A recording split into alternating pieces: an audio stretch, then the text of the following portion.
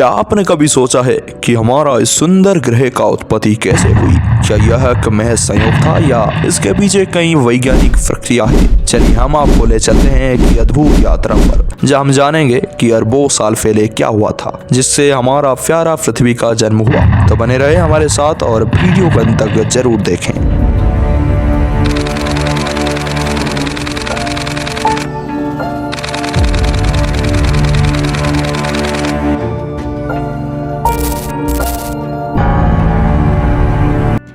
चलिए चलते हैं 13 अरब साल पहले। ये एक ऐसा समय है दोस्तों जहां सोलर सिस्टम का कोई भी ग्रह नहीं बनी है, यानी पृथ्वी भी अभी तक नहीं बनी। जहां पर हमारा सोलर सिस्टम एग्जिस्ट करता है वहां पर बस गैस का एक बड़ा सा बादल मौजूद है जिसको नेबुला कहते हैं। ऐसे नेबुला कई बिलियन ईयर्स पहले ब्लास्ट हुए स्टार्स और ब्लैक होल से निकले मैटर से बनती है और फिर समय के साथ नेबुला में मौजूद अमाउंट ऑफ मैटर्स बढ़ता चला जाता है और ऐसे ही ये ग्रेविटी भी बढ़ती चली जाती है और अपना नेबुला एक स्फेरिकल शेप में आ जाता है।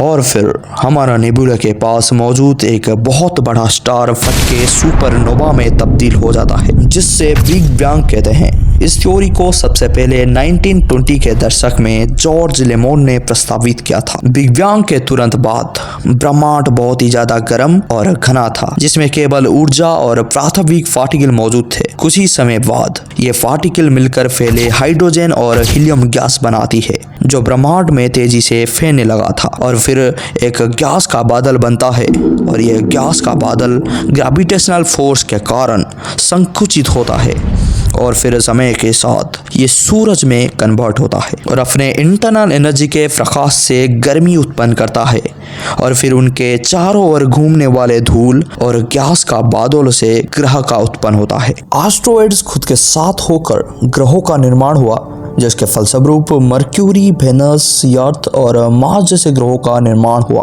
वैज्ञानिकों के मुताबिक अर्थ और मार्स के बीच में थैया नामक और एक ग्रह सूर्य का परिक्रमा किया करता था।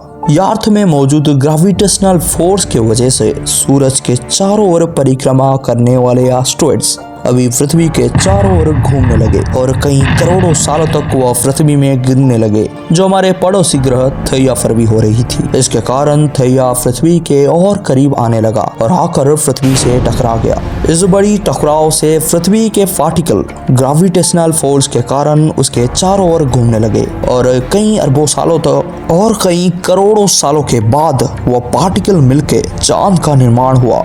ये वक्त हमारे पृथ्वी करीब 1900 डिग्री सेल्सियस के तापमान में उबल रही है और समय के साथ साथ यह पृथ्वी धीरे धीरे ठंडी होने लगी है।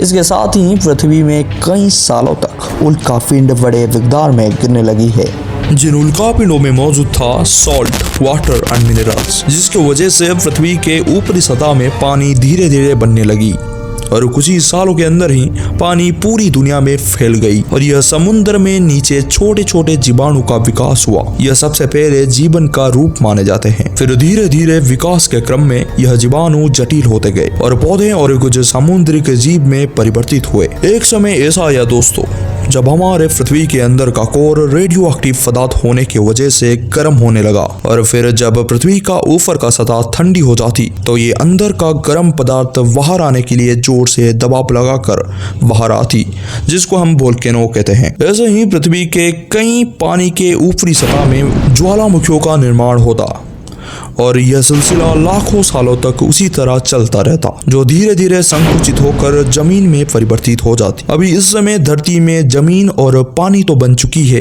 मगर वातावरण ना होने के कारण अंतरिक्ष से उल्का पिंडों का बरसात होती रहती और ऐसे ही ये कई करोड़ों सालों तक चलता रहता जिसकी वजह से एक समय आया जब पृथ्वी का वातावरण स्थिर होने लगा। तब एक दिन करीब 12 घंटे की थी। फिर साल बीते गए और ये समुद्रिक जीव धीरे धीरे विकसित होने लगे और कहीं अलग अलग प्रजाति भी बनने लगी और उन प्रजातियों से एक प्रजाति वैसा भी था जो जिंदा रहने के लिए पानी के अंदर होने वाले मिनरल्स और धूप का इस्तेमाल करते और एक्सक्रीशन के रूप से ऑक्सीजन बाहर छोड़ते जिसकी वजह से वातावरण में ऑक्सीजन फैलने लगा और धीरे धीरे पृथ्वी में वायुमंडल बनने लगी। और एक दिन ऐसा आया जब जमीन और वातावरण में मौजूद आयरन और पानी में स्थित ऑक्सीजन से रिएक्ट होकर पृथ्वी के जमीन मांस के तरह लाल हो गया और वक्त के साथ साथ धरती के टेक्टोनिक प्लेट में भी दरार आने लगी। और ये वो कारण था जिससे पृथ्वी में भारी मात्रा में कार्बन डाइऑक्साइड बनने लगा और इसी वजह से कई करोड़ों सालों तक पृथ्वी में एसिड की बरसात होती रही, जिसके कारण पृथ्वी के क्लाइमेट में एक बड़ा परिवर्तन आया और पृथ्वी के तापमान घटता चला गया और एक समय में पूरी पृथ्वी एक आइस बॉल में परिवर्तित हो गया। और ऐसे ही ये बर्फ पूरी तरह से पिघलने में कई लाखों करोड़ साल लगे, जिसके बाद पृथ्वी के वातावरण में सुधार आने लगा और धीरे धीरे पृथ्वी में पेड़ उगने लगे। पृथ्वी में उगने वाले सबसे पहला पेड़ था मसोस। ऐसे ही कई पेड़ उगने लगे और इसी वक्त नॉर्मल पेड़ों का लंबाई करीब 80 से 90 फीट तक था। और अभी पृथ्वी के गहराई में मौजूद सामुद्रिक जीव वातावरण के अनुसार और भी विकसित होने लगे और अभी पृथ्वी और यह समुद्री जीव समुद्र से बाहर आने लगे और जमीनी जानवर में परिवर्तित हुए और फिर धीरे धीरे ये जमीनी जानवर डायनासोर में परिवर्तित हो गए। और उस वक्त धरती के ज्यादातर जमीन एक जगह पर स्थित थी, यानी एक जगह पर मौजूद था, जिसको हम आज पेंजिया महाद्वीप कहते हैं। और फिर 20 करोड़ साल बाद पेंजिया महाद्वीप टूटना शुरू हो गया, जिसके फलस्वरूप पृथ्वी के ऊपरी सतह पानी के संपर्क में आने लगा। इसके कारण पृथ्वी में हरियाली बढ़ती चली गई और इस दौरान अफ्रीका से टूटता भारत आकर तिब्बत में टकराया, जिसके कारण हिमालय का निर्माण हुआ। ऐसे ही डायनासोर पृथ्वी में करीब 20 से 30 करोड़ साल राज किए और फिर एक दिन एक बहुत ही बड़ा एस्टेरॉयड धरती से टकराया था। यह एस्टेरॉयड का अप्रोक्सीमेट डायमीटर करीब 10 किलोमीटर था, जो एक शहर जितना बड़ा। ये एस्टेरॉयड आज के मेक्सिको का चिकिलुक्लब में के रीजन में गिरा, जहां पर इसका इम्पैक्ट से एक बहुत बड़ा एक्सप्लोजन हुआ, जो एक्सप्लोजन आज के मिलियंस ऑफ एटॉमिक बॉम्ब के बराबर था। इस इम्पैक्ट से इंस्टेंटेनियसली डायनासोर और कई दूसरे स्पीशीज का खात्मा होना शुरू हो गया था। इस इम्पैक्ट से बहुत सारे डस्ट पार्टिकल एटमॉस्फेयर में चला गया,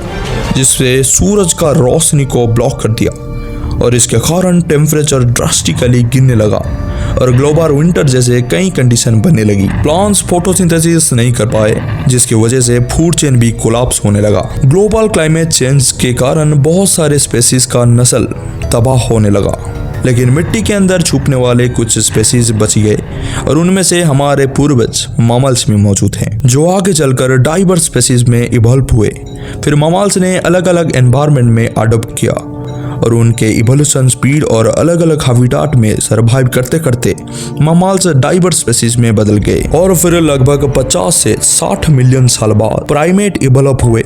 इनमें से हमारे इंसेक्टर भी शामिल हैं और धीरे धीरे ये बंदरों में परिवर्तित हुए और खुद का शिकार खुद करने लगे और समय के साथ साथ खुद को ज्यादा चौकीन और सतर्क रखने के लिए ज्यादा समझदार होने लगे। फिर धीरे धीरे विकसित होकर ये इंसान यानी होमो सेपियंस में परिवर्तित हो गए।